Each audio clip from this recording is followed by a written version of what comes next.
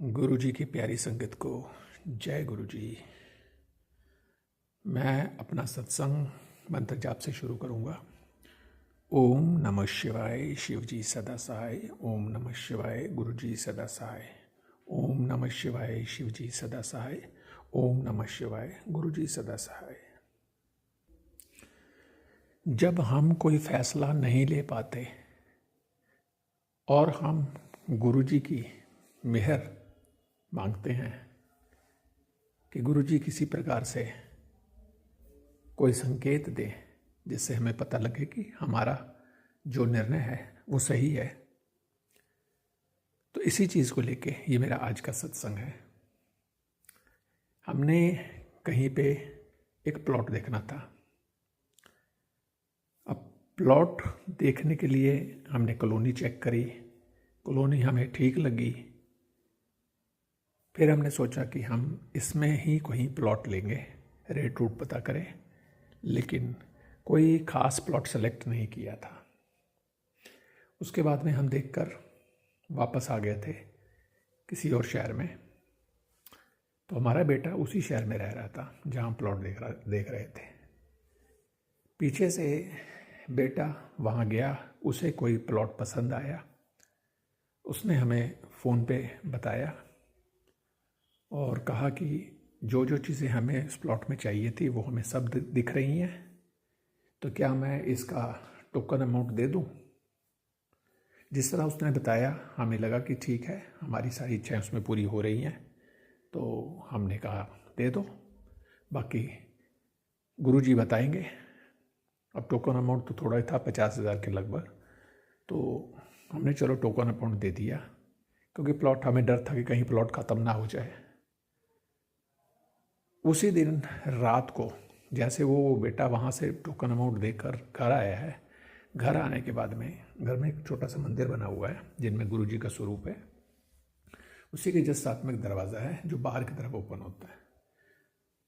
तो बेटे ने हमें वीडियो कॉल की और बोला, देखो जी, मैं जब वहाँ से आया हूँ तो जो खुले दरवाजे से एक कबूतर वो कमरे में आ गया और सीधे गुरु जी के मंदिर के ऊपर वहाँ जाके बैठ गया। लकड़ी का बना हुआ था मंदिर जिसमें स्वरूप था, तो उसके ऊपर में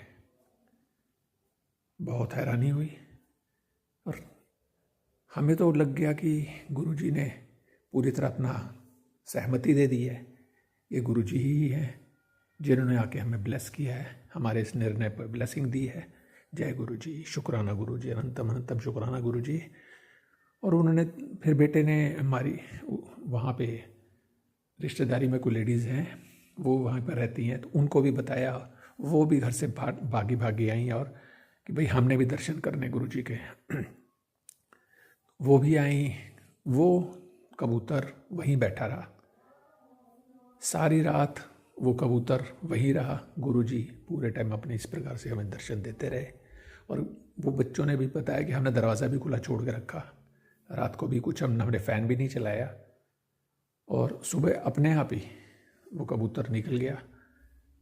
यानी गुरु जी ने अपनी प्रेजेंस हमें दिखा दी थी। इसके बाद जल्दी ही 2-4 दिन में ही हम दोबारा से आए। बेटा हमें प्लॉट की तरफ लेके चला, तो मेरी आंटी जो है उसने कहा, कहीं घर से निकलते टाइम बोला, गुरु जी अभी तो हमने सिर्फ एक टोकन अमाउंट दिया हुआ है, आपकी रज़ा हो इस प्लॉट को लेने में तो प्लीज़ कोई साइन दे।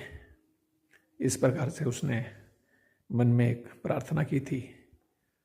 और जब हमने मेन कॉलोनी के अंदर एंट्री करी, अंदर ही करके काफ़ी मतलब खूबसूरत सा सड़क है, चौड़ी सड़क है, आसपास पूरी हरियाली, और हमारी गाड़ी चलती जा रही है और हम धीरे धीरे आसपास भी देख रहे थे। अचानक सड़क के एकदम बीच में, सड़क मतलब कॉलोनी की सड़क, कोई रश नहीं था, सड़क के बीच में अचानक पता नहीं कहाँ से एक मोर आ गया और पूरे पंख फैला के बीच में वो मोर धीरे धीरे क्रॉस कर रहा। यहाँ तक कि बेटे को गाड़ी भी एकदम लगभग ब्रेक लगाने के बराबर स्लो करनी पड़ गई। हमने कहा, जय गुरु जी, शुक्राना गुरु जी, आपने तो फिर से साइन दे दिया हमें। उसके बाद हम आगे बढ़े, प्लॉट तक पहुँचे। प्लॉट के वहाँ जैसे हम उतरे, हमने देखा प्लॉट के ऊपर में तितलियाँ छोटी छोटी सफ़ेद तितलियाँ बहुत सारी। हमने सुना था और हमें पता लग विश्वास हो गया कि गुरुजी ने हमें ओके कर रखा है इस प्लॉट के लिए। बहुत बहुत शुक्राना गुरुजी, अनंतम अनंतम शुक्राना गुरुजी। और ये डिसीजन हमने फाइनल कर दिया और उसके बाद में हम रजिस्ट्री भी हमने करवा ली और आज वो प्लॉट हमारे पास है। शुक्राना गुरुजी, आपकी खूबसूरत ब्लेसिंग के लिए बहुत बहुत शुक्राना। अब मेरा सत्संग यहीं विराम दूंगा मंत्र जाप के साथ। ओम नमः शिवाय, शिवजी सदा सहाय। ओम नमः शिवाय, गुरुजी सदा सहाय। ओम नमः शिवाय, शिवजी सदा सहाय। ओम नमः शिवाय, गुरुजी सदा सहाय।